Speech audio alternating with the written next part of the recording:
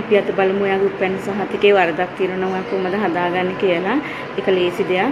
ඉතින් ඔයාට දැන්ටත් තියෙනවා නම් ඔයාගේ උපැන්නේ සහතිකේ පිටපතක් ඒකේ ඔයා ඒ ලැබිලා තියෙන එකයි නොමිලේ රජෙන් දුන්න එකේ පිටපතේ වෙනසක් තියෙනවා නම් ඔයාට හදාගන්න පුළුවන්.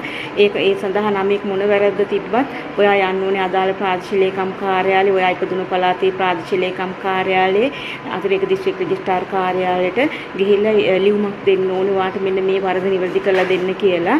ඔයාට ඒකට ඉල්ලීම් ලිපි අතිරේක දිස්ත්‍රික් රෙජිස්ට්‍රාර්ට ලියලා දීලා ඒකට ඔයා කැමති නම් ඔයාගේ බැංකු පොත නැත්නම් ඔයා නිවැරදි යුතු නිවැරදි නම ඇතුළත් මොන හරි ඔප්පු කරන්න පුළුවන් ලේඛනයක් තියෙනවා නම් ඉදිරිපත් කරන්න. අපි කියමු බැංකු පොතක්, බැංකු පොතේ මුල් පිටපතක්, අර මුල් පිටුවේ පිටපතක්. එතකොට උපුතිරපු මොන හරි එක පොලයක් ෆොටෝකොපියක් කරලා දෙන්න පුළුවන්. ඒ අමතරව ලයිට් බිලක්, වතුර බිලක් ඒ වගේ දේවල් ඉදිරිපත් කරන්නත් පුළුවන්.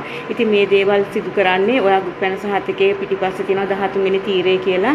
ඒකේ තමයි ඔයාගේ සංශෝධිත නම ඇතුළත් කරන්නේ. ඒ කියන්නේ ඉස්පිලි පාපිලි වැරදි, කොම්බු වැරදි, ඒ වගේ දේවල් අපි දන්නවනේ දේවල් වෙනවා කියලා. ඒ නිසා මේ දේවල් සිද්ධ කරගන්න අදාළ ප්‍රාදේශීය ලේකම් කාර්යාලයට යන්න උපදෙස් ගන්න අතිරේක දිස්ත්‍රික් රෙජිස්ට්‍රාර්ගෙන් ඒ අනුව ඉදිරි කටයුතු සිදු කරන්න. ස්තුතියි. අවශ්‍ය නම් ෆලෝ කරන්න.